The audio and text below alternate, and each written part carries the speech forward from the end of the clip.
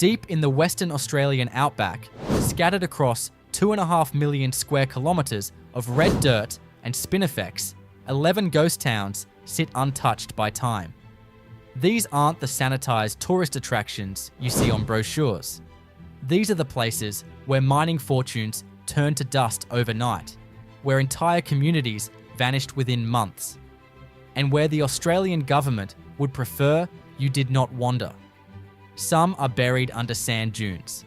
Others are protected by legislation that makes visiting them illegal. And a few remain so remote that reaching them requires crossing unmarked desert tracks that haven't seen maintenance since the 1950s. Today, we're taking you to 11 abandoned settlements in Western Australia that most Australians don't even know exist.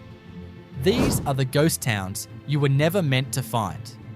Western Australia's ghost town problem is different from anywhere else on the continent. When gold was discovered in Coolgardie in 1892, it triggered the largest inland gold rush Australia had ever seen. Within 18 months, over 30,000 prospectors flooded into the eastern goldfields. Towns appeared in weeks. Kalgoorlie, Coolgardie, Leonora, and dozens of smaller settlements materialised out of nothing. But for every town that survived, 10 others died. The geology of Western Australia is brutal. Water is scarce. The summer heat regularly exceeds 45 degrees Celsius. And when the gold ran out, there was no reason to stay. Unlike ghost towns in Victoria or New South Wales, where agriculture could sustain a settlement after mining collapsed, Western Australia's interior offered nothing. No rainfall, no fertile soil, just red dust and flies. So when the mines closed, people left everything behind. Furniture, tools, entire buildings. And the desert began swallowing them whole. Number 1, Gwalia. Population in 1910, 1,200 people. Population today, 0. Gwalia sits 24 kilometres south of Leonora in the northern goldfields. At its peak, this was one of the richest gold mining towns in Australia.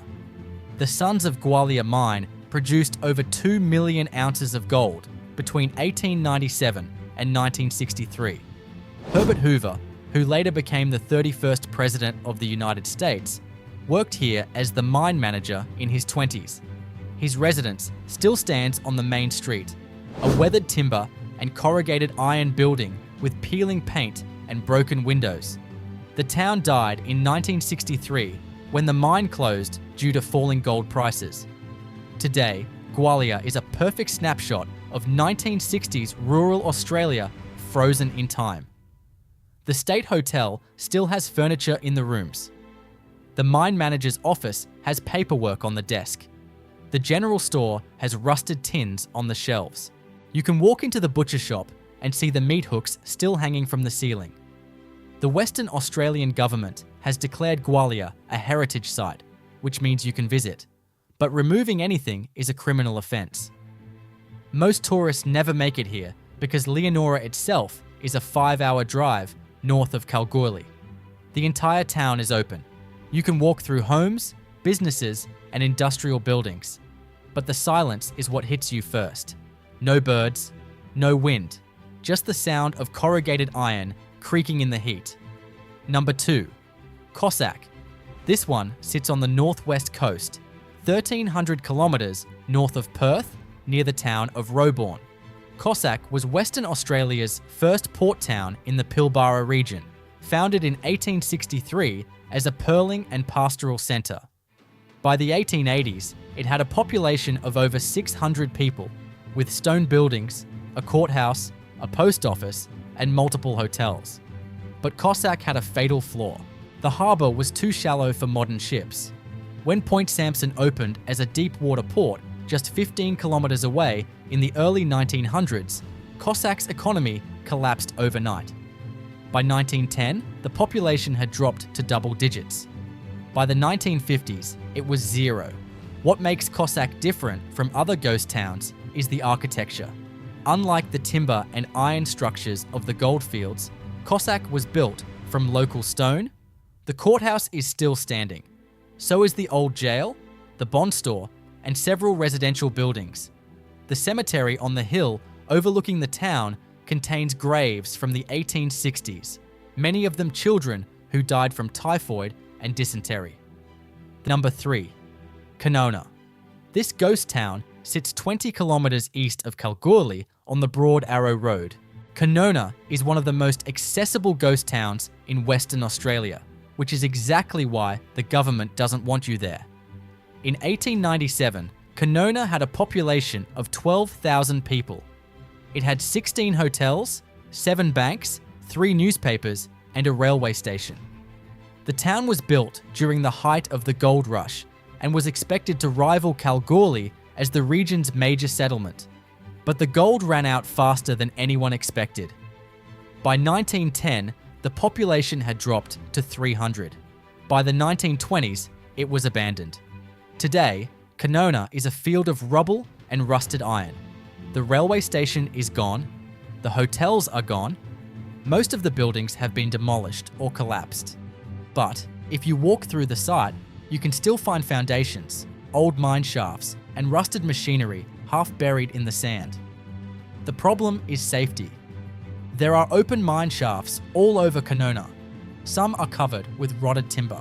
Others are completely open. The Western Australian Mines Department has placed warning signs around the area, but people still fall into shafts every few years. In 2015, a tourist from Perth fell 12 metres down an unmarked shaft and had to be airlifted out. The government doesn't officially restrict access to Kanowna, but they've made it clear that if you get injured there, rescue services may take hours to reach you. The town is also a popular spot for amateur treasure hunters with metal detectors, which is illegal. Removing artifacts from historic sites in Western Australia carries a fine of up to $50,000. In 2015, a tourist from Perth fell 12 metres down an unmarked shaft and had to be airlifted out. The government doesn't officially restrict access to Kanowna, but they've made it clear that if you get injured there, rescue services may take hours to reach you. The town is also a popular spot for amateur treasure hunters with metal detectors, which is illegal. Removing artifacts from historic sites in Western Australia carries a fine of up to $50,000. Number 4. Wittenoom. This is the ghost town the Australian government genuinely does not want you to visit. Wittenoom sits in the Pilbara region, 1,400 kilometres north of Perth in the Hamersley Range. It was established in 1947 as a mining town for blue asbestos. At its peak in the 1960s, Wittenoom had a population of 20,000 people. It had schools, a hospital, a shopping centre, and suburban streets with gardens and lawns. Then the health reports started coming in. Blue asbestos, also known as crushedolite, is the deadliest form of asbestos. Workers in the Wittenoom mine began developing mesothelioma and asbestosis at catastrophic rates. By the 1970s, it was clear the town was a death sentence. The mine closed in 1966. The government began relocating residents in the 1980s. By 2007, Wittenoom was officially de-gazetted, meaning it legally no longer exists as a town. The roads leading into Wittenoom have been removed from maps. Street signs have been taken down. The town's name was erased from official state records. But the buildings are still there. Homes with furniture inside. The old general store. The school. All of it contaminated with asbestos dust that blows through the streets whenever the wind picks up. The government has installed warning signs on every road leading into Wittenoom, and visiting the town is strongly discouraged. A handful of residents have refused to leave and still live there, but the state has cut off all services. No power, no water, no medical access. If you visit Wittenoom and get sick, the government will not help you. The asbestos fibres in the air are invisible, and a single breath can be enough to cause cancer decades later. This is the one ghost town on this list that you should genuinely never visit. Number 5. Ora Banda. This town sits 48 kilometers northwest of Kalgoorlie on the Menzies Road. Ora Banda was established in 1893 during the early gold rush and had a population of 2,000 at its peak. Unlike other goldfield towns that vanished completely, Ora Banda had a second life. The Ora Banda Inn, a historic stone and timber pub built in 1911, remained open for decades after the town died. It became a legendary watering hole for miners, truck drivers, and travelers crossing the Outback. The pub had a reputation for rough clientele and occasional violence, but it was also one of the most remote licensed venues in Australia. In 2015, the pub was destroyed by fire under suspicious circumstances. The building burned to the ground, and the owners chose not to rebuild. Today, Ora Banda is completely abandoned. The pub's stone foundations are still visible, along with rusted car wrecks and collapsed miners' cottages scattered across the red dirt. The old battery plant, where gold ore was crushed, is still standing but heavily deteriorated. Visiting Ora Banda is legal, but the site is unfenced and hazardous. There are old mine shafts, unstable structures, and broken glass everywhere. The town also has a reputation for being a dumping ground for stolen vehicles. You'll often find burnt-out cars and motorbikes hidden in the scrub around the ruins. It's a harsh reminder that even in ghost towns, people still cause trouble. The old battery plant, where gold ore was crushed, is still standing but heavily deteriorated. Visiting Ora Banda is legal, but the site is unfenced and hazardous. Number 6. Kookynie. 60 kilometers northeast of Menzies, Kookynie sits deep in the goldfields on the edge of nowhere. This town had a population of 3,500 in 1905, with 2 breweries, 3 banks, and a racetrack. The Grand Hotel Kookynie, a 2-story timber and iron building, was one of the finest hotels in the goldfields. But the gold ran out by 1910 and the town collapsed. Today, Kookynie is one of the best preserved ghost towns in Western Australia. The Grand Hotel is still standing and has been partially restored. A couple who own the property run it as a pub and accommodation during tourist season, but for most of the year, the place is deserted. The rest of the town is open to explore. You can walk through the old post office, the police station, and several miners' cottages. The structures are fragile, with walls leaning at odd angles and roofs caved in. The racetrack is still visible as a dirt oval on the outskirts of town, though it hasn't seen a race in over a century. What makes Kookynie interesting is how quiet it is. Even when the pub is open, you might be the only visitor for days. The surrounding landscape is flat red dirt and low scrub as far as you can see. At night, the stars are so bright you can read by them, but the isolation is intense. The nearest fuel station is 70 kilometers away in Menzies. If your car breaks down, you're in serious trouble. What makes Kookynie interesting is how quiet it is. Even when the pub is open, you might be the only visitor for days. Number 7. Coolgardie. Wait, Coolgardie isn't abandoned. It still has a population of around 900 people. But here's the thing. Coolgardie in 1893 had a population of 15,000. It was the 3rd largest town in Western Australia. It had electric street lighting before Perth did. It had opera houses, racetracks, stock exchanges, and over 24 hotels. When the gold started running out in the early 1900s, Coolgardie didn't vanish like other towns. It shrank, slowly, painfully, block by block. Today, Coolgardie is a town of ghosts surrounded by ruins. The main street still has a few operating businesses, but if you walk 2 blocks in any direction, you'll find collapsed buildings, empty lots, and streets that lead to nothing. The railway station is a museum now. The old mining exchange is abandoned. The suburb of Bailey Street, once home to thousands of miners, is now empty red dirt with foundation stones poking through the sand. Coolgardie is technically alive, but it feels dead. The current population is less than 6% of what it was at its peak. Entire sections of the original town grid have been reclaimed by the desert.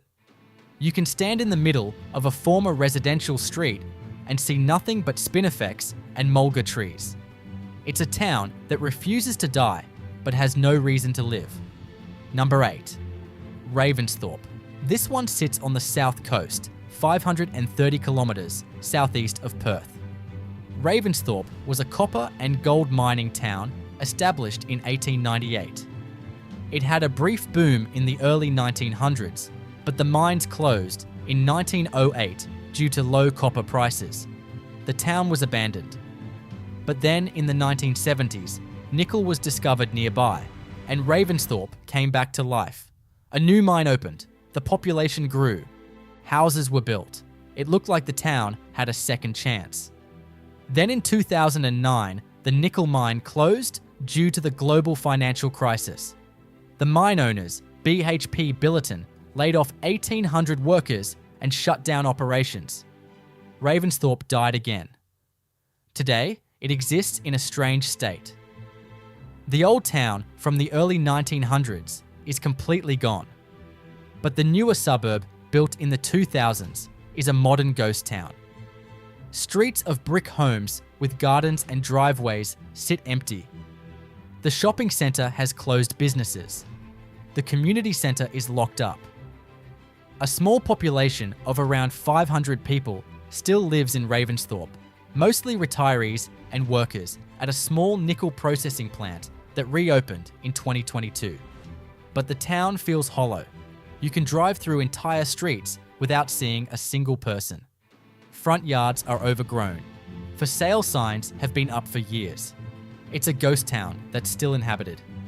Number 9. Wallaroo. Not the Wallaroo in South Australia. This is the other Wallaroo, a tiny settlement in the Midwest region near Mount Magnet. This town was established in the early 1900s as a gold mining camp and never grew beyond a few dozen residents.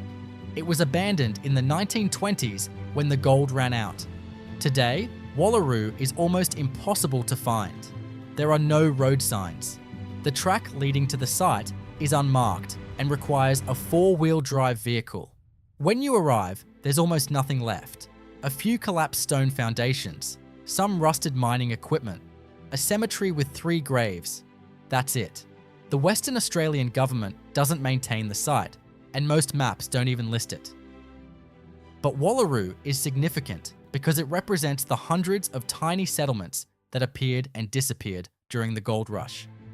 For every major town like Kalgoorlie, there were 10 Wallaroos. Small camps that lasted a few years, produced a few hundred ounces of gold, and then vanished. These places are harder to find than the famous ghost towns, but they're everywhere if you know where to look. Most are on private land or inside pastoral leases, which means visiting them without permission is trespassing. But the isolation is what makes them compelling. You can stand in Wallaroo and know that you're one of maybe a dozen people who've been there in the last decade. Number 10. Marble Bar. This is another town that's technically still alive, but feels like a ghost. Marble Bar sits in the Pilbara region, 200 kilometers southeast of Port Hedland. It holds the record for the longest heat wave in Australian history. In 1923 and 1924, Marble Bar recorded 160 consecutive days above 100 degrees Fahrenheit, which is 37.8 Celsius. The town was established in the 1890s as a gold mining centre and had a population of over 5,000 at its peak. Today, it has fewer than 200 residents. The town still has a pub, a general store, and a caravan park, but the rest of Marble Bar is ruins. The old government buildings are abandoned. The historic Comet mine is closed and deteriorating. The surrounding landscape is red rock and spinifex under a relentless sun. Marble Bar is some of the most isolated operational towns in Australia. The nearest major settlement is Port Hedland, over 2 hours away on the Great Northern Highway through empty desert. In summer, daytime temperatures regularly exceed 48 degrees Celsius. The heat is almost physical. It presses down on you. Breathing feels difficult.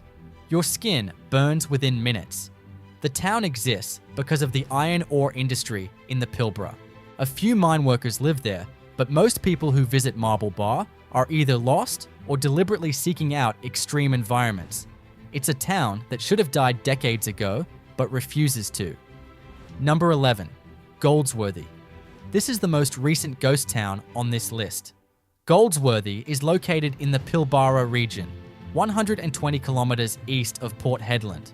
It was built in 1966 as a company town for BHP's iron ore operations. At its peak in the 1980s, Goldsworthy had a population of 1,500 people.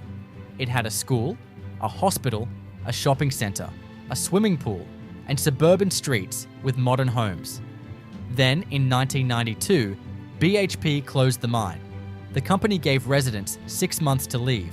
By 1993, Goldsworthy was empty. What makes Goldsworthy different from other ghost towns is how modern it is. This isn't a collection of rusty tin shacks from the gold rush.